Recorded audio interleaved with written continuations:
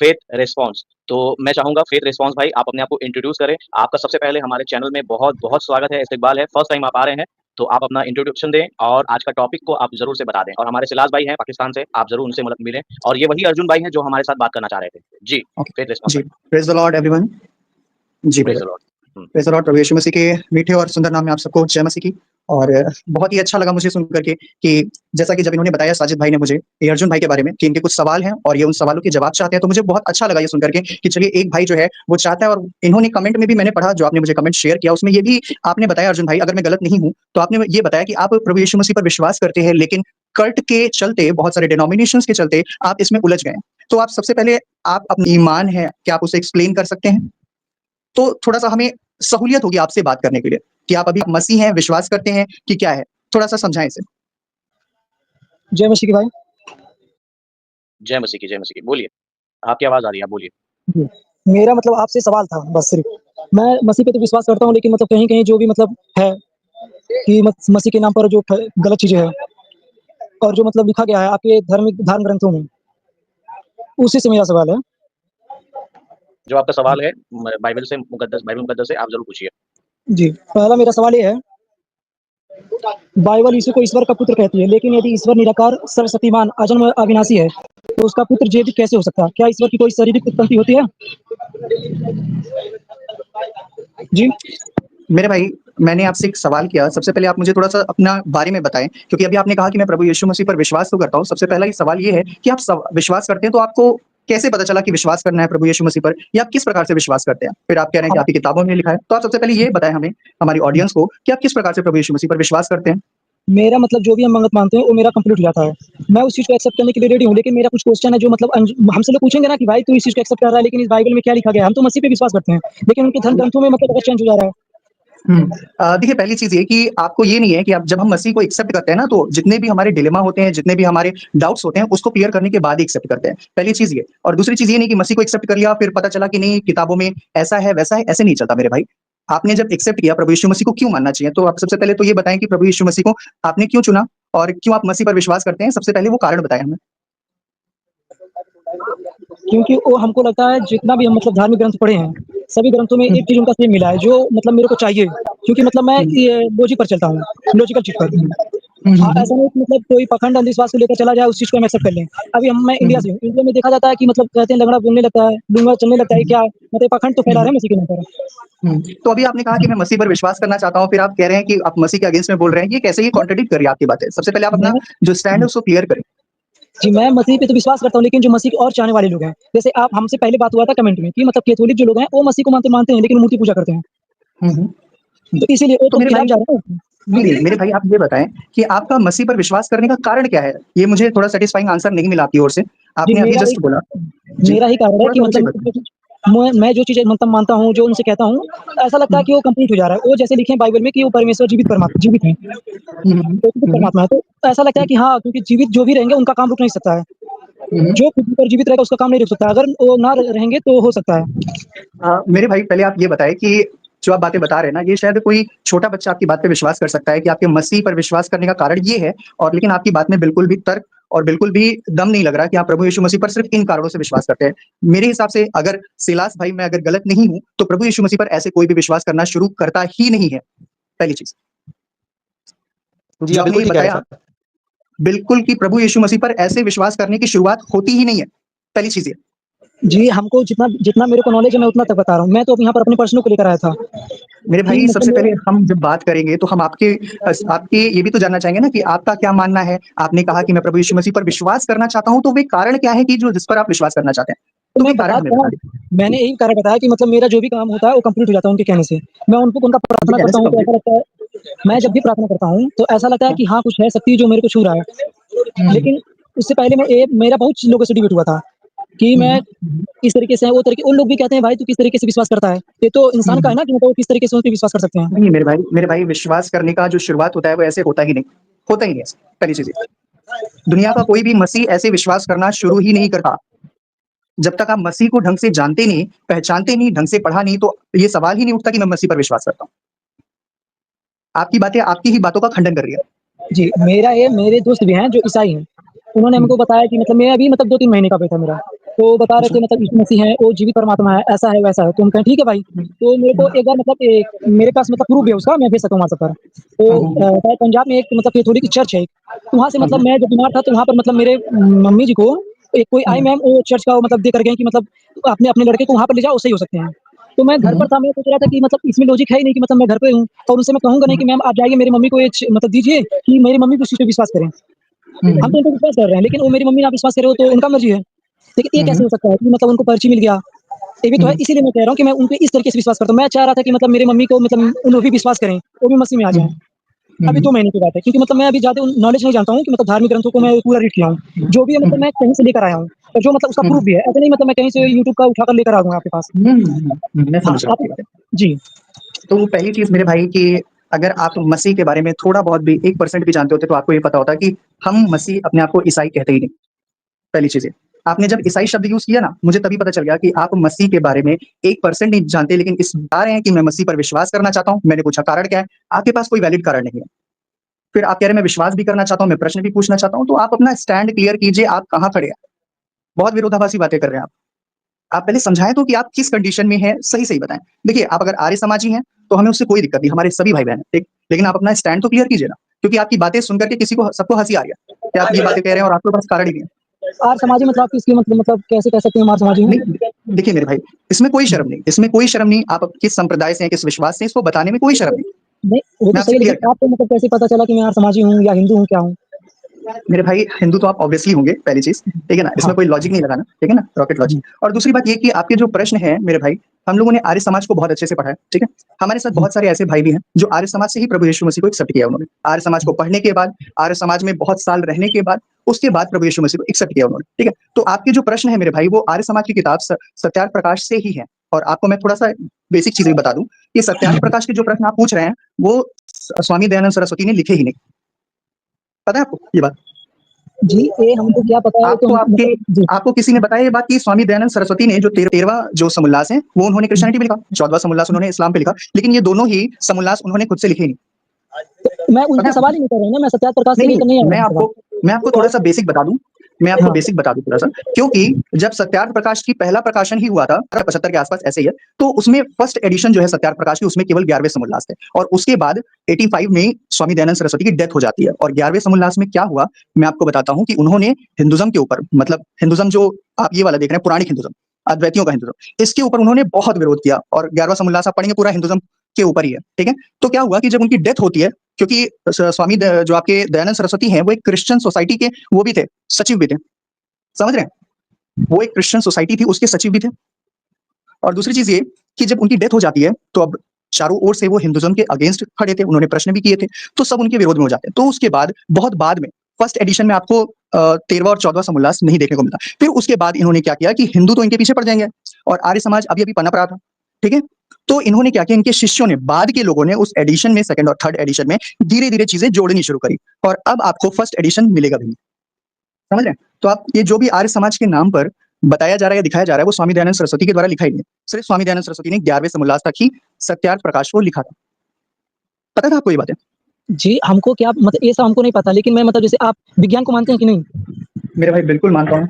जी, तब मेरा ऐसा ही क्वेश्चन है कि मतलब वो विज्ञान के खिलाफ बाइबल ना जा सकता है, ना कोई भी धर्म ग्रंथ जा सकता है, राइट? हुँ, हुँ। हुँ, हुँ। बिल्कुल। मेरा ऐसा ही क्वेश्चन है कि मतलब बाइबल में कुछ ऐसी चीज़ है जो विज्ञान के खिलाफ है, हुँ, हुँ।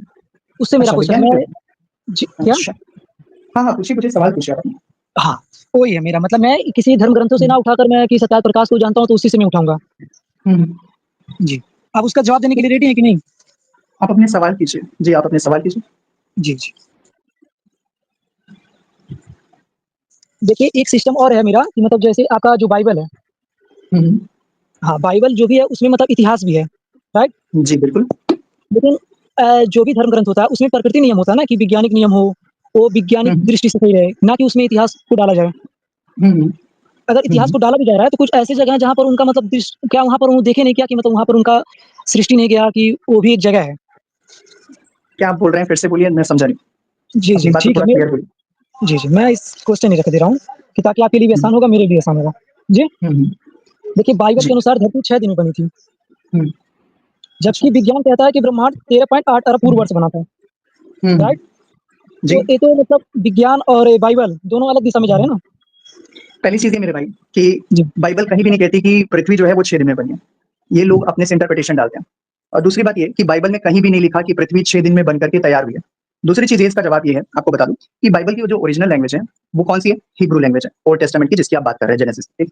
और दूसरी बात ये कि बाइबल का जो ट्रांसलेशन है वो अलग-अलग भाषाओं में हुआ है। लगभग जितनी भाषाएँ अब बोली जाती हैं पृथ्वी पर, सभी भाषाओं में हो चुका है, ठीक है? तो भाषा के अकॉर्डिंग आपको इंटरप्रिटेशन करने में डिफरेंट हो सकता है। भाषा से भाषा इंटरप्रिटेशन करने में डिफरेंट हो सकता है। लेकिन आपको ये देखना पड़ेगा कि बाइबल जो ओरिजिनल लैंग्वेज में लिखी गई है, वो तो हिब्रू लैंग्वेज है और हिब्रू लैंग्वेज में कहीं भी ये दावा नहीं है कि पृथ्वी 6 दिन के अंदर बनी है। जिसे आप कह रहे हैं कि 6 दिन के अंदर बनी है, नए नियम के अंदर बाकायदा ये आयत भी है कि परमेश्वर के यहाँ 1 दिन 1000 दिन के बराबर होता है। मैं आपको वर्स भी दे देता हूँ, ठीक है? बाइबल खुद कहती है, आपको बाइबल क्या कहती है इसका इंटरप्रिटेशन बाइबल से ही लगाना पड़ेगा, ना कि अपना पर्सनल इंटरप्रिटेशन, ठीक है? बाइबल खुद कहती है कि परमेश्वर के यहाँ 1 दिन जो है वो 1000 दिन के बराबर है और ना बाइबल, क्योंकि एक पहली चीज़ ये कि आप जिसे कह रहे हैं 1 दिन, जब परमेश्वर ने टाइम और स्पेस बनाया ही नहीं था मेरे भाई, तो ये 24 घंटा मिल कहाँ से रहा है आपको? परमेश्वर ने समय तो तब बनाया ही नहीं था। तो ये आप आज का जो 24 घंटा है, दिन का 24 घंटा, उसे कहाँ से ला रहे हैं? कहाँ से मिला आपको 24 घंटा? जब परमेश्वर ने टाइम बनाया ही नहीं था उस टाइम, तो अब परमेश्वर अगर वहाँ पे कह रहा है 1 दिन, तो वो एक लंबे समय के लिए बात बोल रहा है, जो कि हिब्रू लैंग्वेज में भी एक अरसे की बात करता है। वो 1 दिन की बात नहीं करता, क्योंकि समय बना ही नहीं था। तो 24 घंटे कहाँ से मिले? समय तो बहुत बाद में बना है ना। बात समझ में आई मेरे भाई? बाइबल कहीं भी दावा नहीं करती कि पृथ्वी जो है वो 6 दिन के अंदर बनी, कहीं नहीं। ये बाद के लोगों ने इंटरप्रिटेशन इसमें डाली अपनी, और वो भी नॉन बिलीवर्स ने कि अरे बाइबल में तो लिखा है 6 दिन, बाइबल में कहीं नहीं लिखा कि पृथ्वी 6 दिन के अंदर बनी है। मैं आपको वो वर्स भी दे देता हूँ। Peter verse 3 chapter 3 verse 8 और Psalm chapter 19 verse 90 verse 4। ठीक है, मैं स्क्रीन शेयर कर रहा हूँ। जी। जी, जी, 1 मिनट, एक बात तो मैं तुमसे छिपी नहीं रहे पर कि 1 दिन 1000 वर्ष के बराबर है और 1000 वर्ष 1 दिन के बराबर है। जी। जी। हे प्रियो, एक बात तुमसे छिपी ना रहे, क्या ना छिपी रहे तुमसे, जो कि आज के समय आप जैसा कि आप डिलेमा में हैं, आप कंफ्यूजन में हैं, इसी पे यह बात तुमसे छिपी ना रहे। पौलुस हाँ, 1 दिन 1000 वर्ष के बराबर है और 1000 वर्ष 1 दिन के बराबर है। समझ रहे हैं? तो परमेश्वर है, तो पतरस ये बात कह रहा है, ठीक है ना? तो अब ये समझिए कि परमेश्वर के लिए जो आपका 1 दिन है, वो आपके ये जो सोलर, क्योंकि तब सन बनाया ही नहीं था, तब सन बना ही नहीं था, पहली चीज़। तो आप ये सोलर ईयर्स और ये फिर आवर्स कहाँ से लेकर के आ रहे हैं? नहीं ला सकते आप। उसमें अपनी इंटरप्रिटेशन नहीं डाल सकते, क्योंकि यहाँ पे आपका लॉजिक जो है वो काम नहीं करता। फिर आप फंस जाएंगे वहां पे कि जब सन बना ही नहीं था, तो आप जो समय है वो जो समय बाइबल कह रही है उसको आप 24 घंटे कहाँ से ला रहे हैं? जी, लेकिन समय कब बात बना समझ में आई था? मेरे भाई? बात आपको समझ में आ रही है मेरे भाई? जी ये हाँ, बात समझ में आई आपको? जी, जी। क्या समझ में आई आपको? क्या समझ में आई आपको? जब वो 6 दिन का मुहूर्त नहीं है उसमें, ठीक है, मानना है कि वो 1 दिन का परमेश्वर का 1000 के दिन के बराबर है। हम्म। जी, तो लेकिन अब आप मेरा ये बात समझें, ये बात जी हाँ, अब आप समझें कि जो 6 दिन के अंदर बाइबल में कहा जाता है कि पृथ्वी 6 दिन के अंदर बनी, ऐसा बिल्कुल भी नहीं है। नहीं ठीक है। मैं उसका मतलब आप अपने पास प्रूफ जो है मेरे व्हाट्सएप पर शेयर कर दीजिएगा, क्योंकि मतलब उसको हम रिसर्च करेंगे। जी? हम्म, हम्म, हाँ, क्योंकि अभी हाँ, ऐसे मतलब बिल्कुल। मैं तो जो भी सवाल है इसलिए मैं कर रहा हूँ कि ताकि मेरे को पता चले क्या है सही है, क्या गलत है। बिल्कुल। लेकिन परमेश्वर ने समय कब बनाया? मेरे भाई, समय कब बनेगा? जब सन बनेगा ना, जी, सूरज। वही परमेश्वर ने, ठीक है। पहले इस चीज को समझिए, रुक जाइए, इस चीज को समझिए। पृथ्वी पर समय कब बना है? आपका सवाल जो है उसको मैं करेक्ट करना चाहूंगा। पृथ्वी के लिए समय कब बना है परमेश्वर? ठीक है, जरूरी नहीं है जो पृथ्वी पर जो समय चलता है आपके लिए 24 घंटे का जो 1 दिन होता है, ये सोलर, जब पृथ्वी है, जब वो सन के चक्कर लगाती है, तो उसके कारण निश्चित किया गया है। अलग अलग विभिन्न विभिन्न गैलेक्सीज के अंदर टाइम अलग अलग तरीके से चलते हैं, इन्वॉल्वमेंट पर करता है। ठीक है, जब सन बना तो पृथ्वी पर समय आया। ठीक है, ठीक है, लेकिन सूर्य और चंद्रमा मतलब कितने दिन में बना? सूर्य, मेरे भाई मैंने आपको क्या कहा कि बाइबल एग्जैक्ट ये नहीं बताती इतने साल में बना, इतने साल में। बाइबल जो है वो विज्ञान की किताब नहीं है। ठीक है, पहली चीज है ठीक है, लेकिन कि वो ये मेरे एग्जैक्टली को मतलब विज्ञान सिखाना चाह रही थी। आप क्या नहीं, समझते हैं, आप क्या उम्मीद करते हैं कि जो 2000 ईसा पूर्व के लोग हैं वो ऐसी वैज्ञानिक बातें समझ पाएंगे? आज ही आप परमेश्वर गांव तो के अंदर चले जाइए और उनको विज्ञान की बातें बताना शुरू करें, उनके ऊपर से जाएंगे। तो मतलब जो वैज्ञानिक रहेंगे वो कहीं से ना पढ़ाई किए होंगे। वैज्ञानिक जो भी मतलब साइंटिस्ट हैं वो कहीं न कहीं से स्टडी किए होंगे, मतलब ये क्या आकाश क्या होते हैं, ये सूर्य क्या हाँ, होते हैं। बिल्कुल। तो उसका कहीं पर ज्ञान तो होगा, उसका ज्ञान मतलब इस बार पहले दिए होंगे लोगों को ना, कि ताकि हम लोग इस चीज़ को एक्सेप्ट मतलब इसको और फैलाएँ, स्टडी कराएँ कि लोग ये सूर्य कैसा होता है, चंद्रमा कैसे होते हैं, ये कब बने थे, इसके अंदर क्या सिस्टम है। मेरे भाई, बाइबल क्लियरली कहती है कि बुद्धि जो है वो परमेश्वर की ओर से आती है। बाइबल क्लियरली नीति वचन में लिखा हुआ है कि बुद्धि जो है वो परमेश्वर की ओर से आती है। तो जब मनुष्यों ने अगर कोई खोज करी तो वो सीधी सी बात है, वो परमेश्वर की प्रेरणा के द्वारा ही करी है, ऐसे तो नहीं करी है। बाइबल क्लियरली बि कहता है। बिना पढ़े हमको मतलब ज्ञान आ जाएगा परमेश्वर की मर्ज़ी से।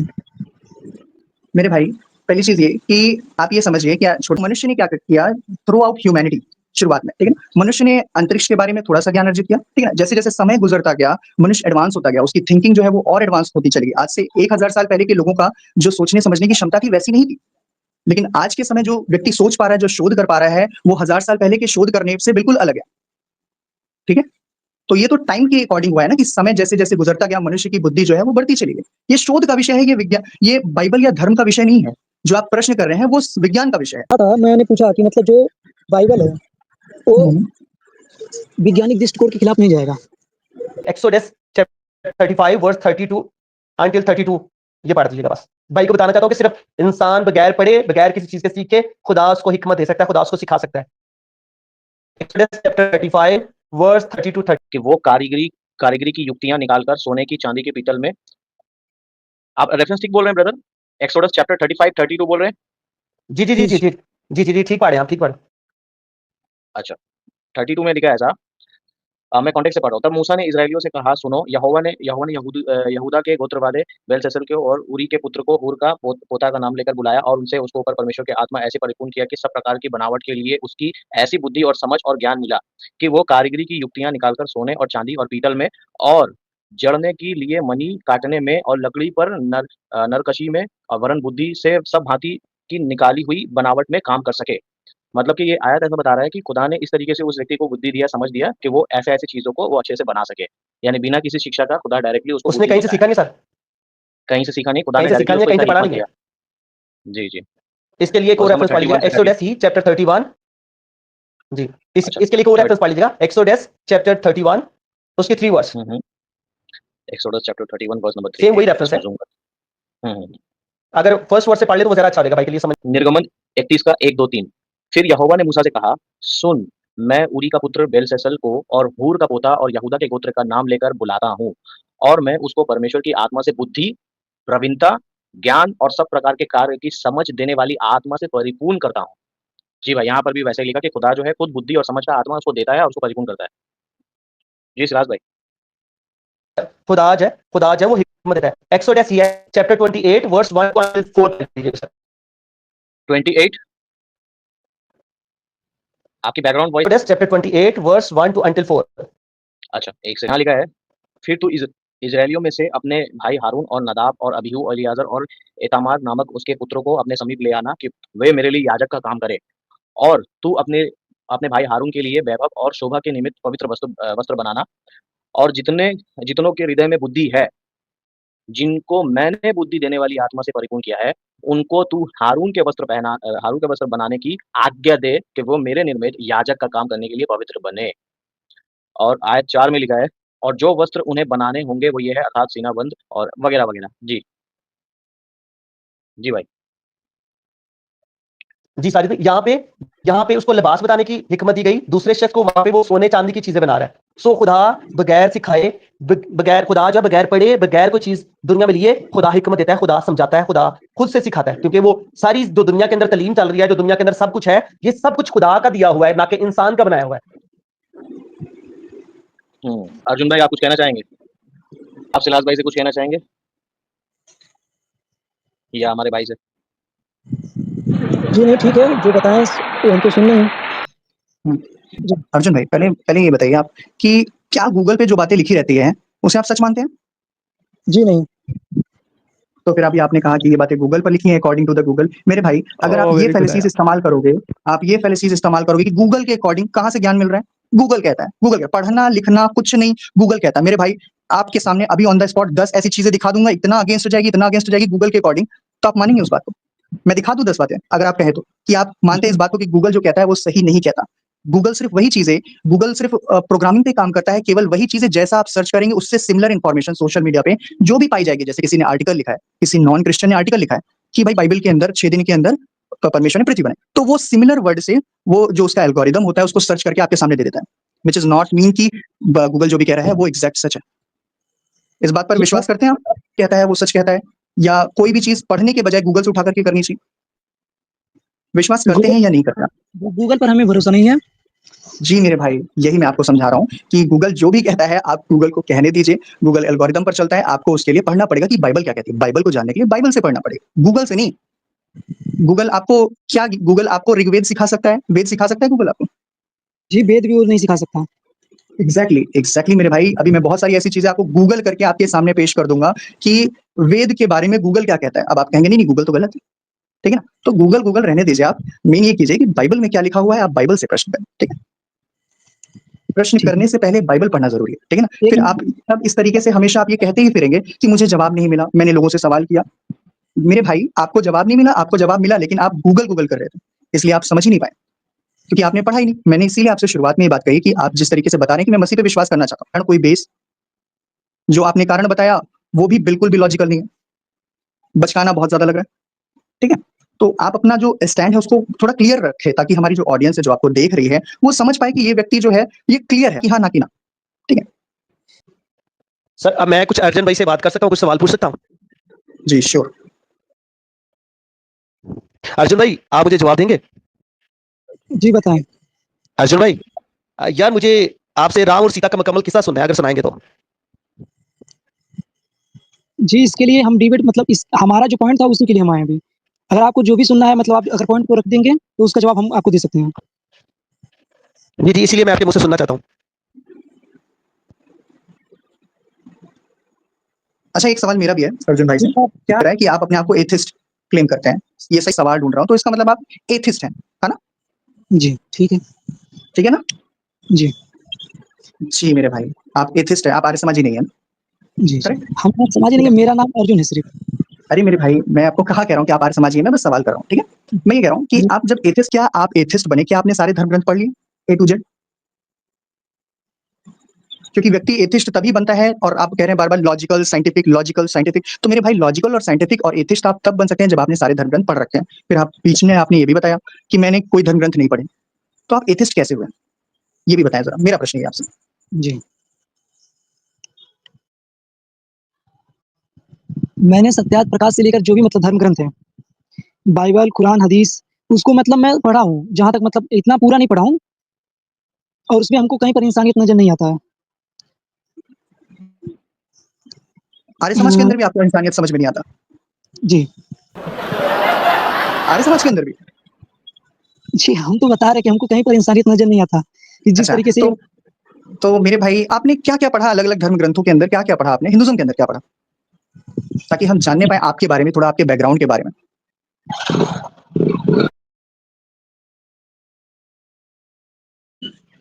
जैसे कि हिंदुइज़्म में ये सिस्टम है कि मतलब जो भी सारे धर्म ग्रंथ हैं, जितना जैसे मतलब हिंदू धर्म ग्रंथों में क्या है, जैसे पुराण हो गया, पुराण को आर्य समाज नहीं मानता है, क्योंकि उसमें मतलब कुछ भी लिखा गया है कि बिना किसी मतलब जो चीज़ एक मतलब सही नहीं है, वो बच्चा छोटा-सा बच्चा भी जान सकता है इसमें मिलावट हुआ है, पुराण को नहीं मानते हैं लोग। लेकिन जो वेद है, उसको तो एक्सेप्ट करते हैं। जो ऐसे रामायण हो गया या आप देख लीजिए महाभारत के जितने भी धर्म ग्रंथ हैं, उसमें कि किसी एक विशेष जाति को टारगेट करके उसको श्रेष्ठ बताया गया है, कि तू श्रेष्ठ है और तू शूद्र रहेगा।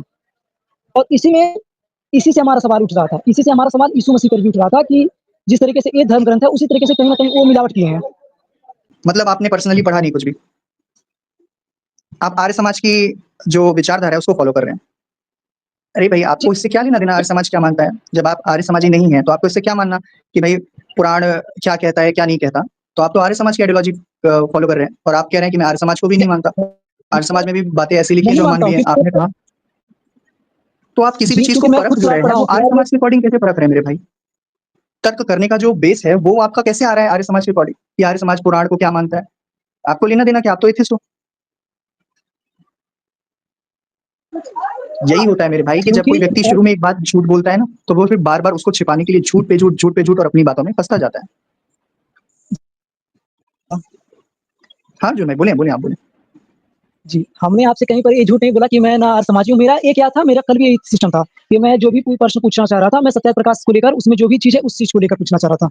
इसलिए मैं उसको मतलब बार-बार मर्ज कर रहा हूँ ताकि आप समझ सकें।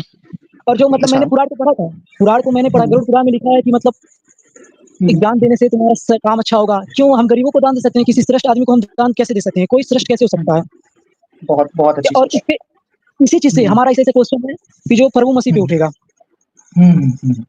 हाँ, क्योंकि हम आप इस ये चीज़ को जानते अभी हैं कि एक्सप्लेन नहीं कर पाए। हुँ, जी, हुँ, हुँ। जी तो बताएँ।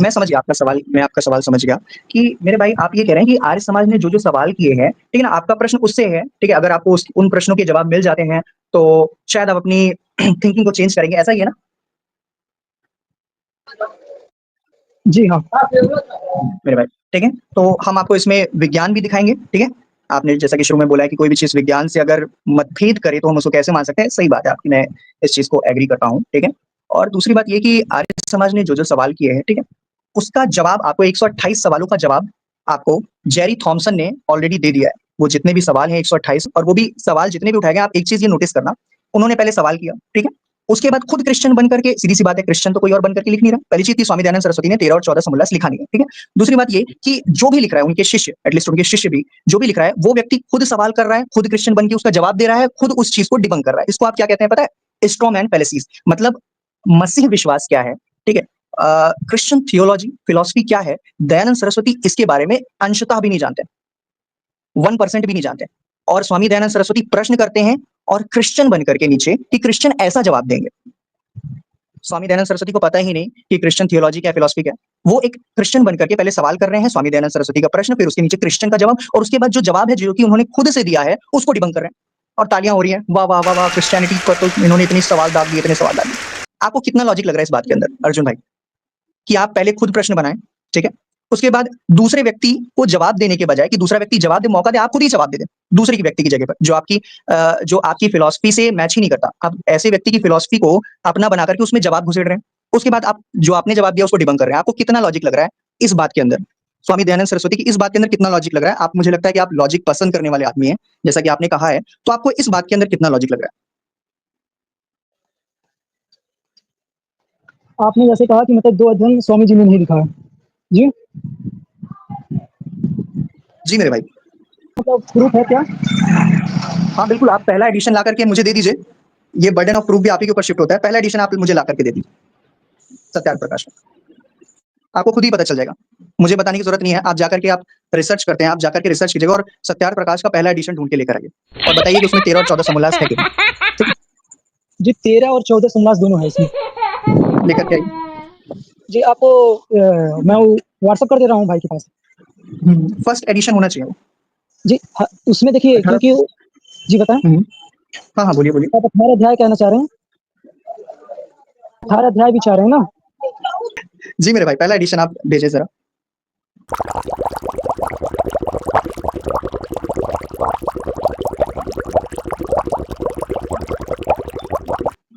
मैं व्हाट्सएप पर आपके भेज रहा हूँ जी।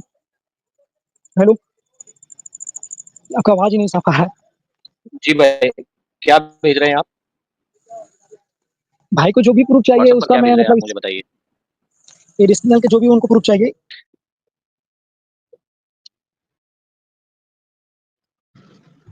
फर्स्ट एडिशन किस भाषा में लिखा गया था बाय द वे मेरे भाई? संस्कृति में लिखा गया था। अच्छा, जी शो करें। जी, आपको मतलब ये पता है कि मतलब संस्कृति भाषा पूरे विश्व में बोली जाती थी एक समय में? नहीं भाई, मुझे बिल्कुल भी नहीं पता। जी, ठीक। आप थोड़ा सा जानकारी में इजाफा करिए। जी, कंप्यूटर आप तो चलाते ही होंगे? हाँ भाई, कंप्यूटर चलाते हैं हम। जी, उसका भाषा क्या होता है? भाषा आई थिंक संस्कृत होता है। तो कैसे आपको मतलब जो कोडिंग भी कोडिंग करने होता है वाले तो हैं। जी, हाँ हाँ, मैंने सुना है भाई, उस पर काफी शोध चल रहा है और ये चीजें मैंने सुनी है कि अब पूरा विश्व जो है वो कंप्यूटर संस्कृत में सीखने वाला है और उसमें कोडिंग करेगा। ये बात नहीं, ये बिल्कुल सही है। आप जो सुने हैं वो तो मतलब आप सुने होंगे, लेकिन मेरा क्या है कि मैं जो सुना हूँ, मैं जो पढ़ा हूँ, उनमें क्या लिखा गया है कि जो संस्कृति पूरे विश्व में बोली जाती थी, इसलिए टेक्नोलॉजी में भी संस्कृति पहले से मर्ज है। ये मर्ज नहीं करना पड़ेगा कि कोडिंग के लिए संस्कृति ज़रूरी है। संस्कृत पहले से मौजूद है, ये आप कैसे कह सकते हैं? जी हाँ, ठीक है, ठीक है। क्योंकि मतलब मैं बीटेक कंप्यूटर साइंस का स्टूडेंट हूँ और मैं कंप्यूटर साइंस पे किताब भी लिखा हूँ। जी, आप कंप्यूटर साइंस उसका पे किताब है। जी, अच्छा। हाँ। और उसके लिए मतलब मैं आपको प्रूफ दे सकता हूँ कंप्यूटर में ही, अच्छा।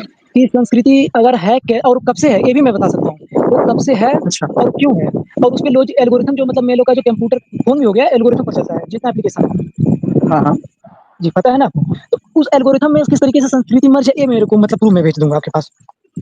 अच्छा, इससे और सिद्ध मैंने हो ये भी जाएगा सुना है। कि जी, भाई आपकी आवाज बहुत, अर्जुन भाई आपकी आवाज बहुत। ये मतलब मेरे को चाहिए तो मैं ऐसा भेज दूँगा आपके पास।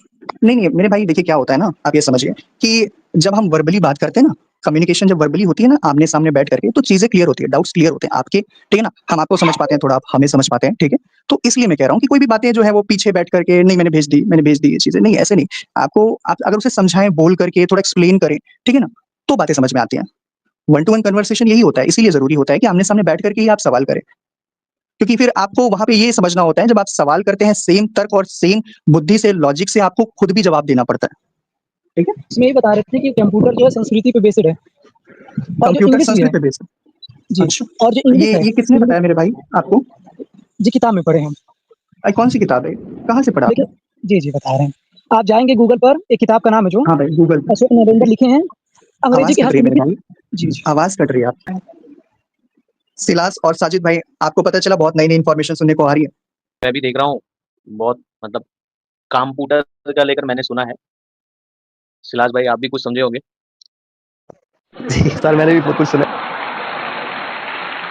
और सुनना चाह रहा हूँ। हमारे सॉरी यार, आप बीटेक और आप कंप्यूटर बोले, मुझे समझ नहीं आई। बीटेक में कंप्यूटर साइंस वही होता है तो ना। भाई। कंप्यूटर का क्या मतलब होता है मेरे भाई, नहीं, संस्कृत में मुझे बता पता चल सकते गया हैं कि क्या? आप बीटेक हो। आप क्या मतलब क्या पूछना चाह रहे हैं, आप सही से बताएंगे तब तो कंप्यूटर मेरे को का समझ में मतलब संस्कृत में क्या होता है मेरे भाई? देखिए हम इतना संस्कृति नहीं पढ़े जितना आप बता रहे हैं, इसके लिए यार समाज के पास जाना नहीं नहीं नहीं मेरे भाई, मैं आपसे संस्कृत के बारे में सवाल ही नहीं कर रहा, मैं तो आपसे ये पूछ रहा हूँ कि आपने कंप्यूटर में बीटेक किया है और आप संस्कृत आर्य समाज से सीख रहे हैं, ठीक है, तो नहीं आपको ये भी पता होगा कि नहीं नहीं, आपने जिस किताब से ये पढ़ा कि कंप्यूटर का जो एल्गोरिदम है वो संस्कृत पर ही बेस्ड है, तो इसको आपने हमने ये भी पढ़ा किताबों होगा में कि पढ़ा फिर है। अच्छा, तो किताबों में पढ़ा है आपने, तो कंप्यूटर को जी संस्कृत में जी क्या कहते हैं मेरे भाई, ये भी पढ़ा है आपने? और एक मिनट, अर्जुन भाई, आपका आपका ही नेटवर्क खराब है। आपने क्या बोला हमको समझ में नहीं आया, क्योंकि मतलब ये सिस्टम बंद था। अच्छा अच्छा, ठीक है, मैं जी अपनी बात रिपीट कर देता हूँ। मैं कह रहा हूँ कि जी संगणक कहते हैं संस्कृत में कंप्यूटर को, ठीक है, और वो भी इसलिए कहते हैं क्योंकि फर्स्ट जनरेशन कंप्यूटर जो आया था वो केवल और केवल नॉर्मल ऑपरेशंस जैसे एडिशन हो गया, सब्ट्रैक्शन हो गया, मल्टीप्लिकेशन हो गया, डिवीजन हो गया, इसके लिए इस्तेमाल किया जाता था। तो संस्कृत ने उस जो डिवाइस था उसका नाम संगणक दे दिया, ठीक है, जिसका मतलब होता है गणना करने वाला, या जो गणना करता है, ठीक है, सीधा शाब्दिक अर्थ यही है कि जो गणना करता है। तो संस्कृत की अंडरस्टैंडिंग कंप्यूटर को लेकर के बस इतनी ही है कि वो गणना करता है। संस्कृत इससे ज्यादा कंप्यूटर के बारे में कुछ भी नहीं जानता। इसका हमको पता है, जहाँ तक इसका हिंदी में नाम संगणक होता है, संस्कृति में नहीं होता है। आप जरा मतलब गूगल मेरे भाई, ट्रांसलेट आपने तत्सम तद्भव पढ़ा है? आपने तत्सम तद्भव पढ़ा है? जी पढ़ा है आपने आप तत्सम तद्भव पढ़ा है? नहीं नहीं उसको हम नहीं पढ़े। तो जो संगणक शब्द है वो हिंदी भाषा में इस्तेमाल किया जाता है, जो कि तत्सम है, ठीक है, जो संस्कृत से उठाया गया। तो बेसिकली ये हिंदी का नहीं है, हिंदी तो अभी 700 साल पहले आई है हिंदी, हिंदी को ठीक मतलब है, किसने जो बनाया संस्कृत से आता है, ये हिंदी का नहीं है। खत्म। Bye bye.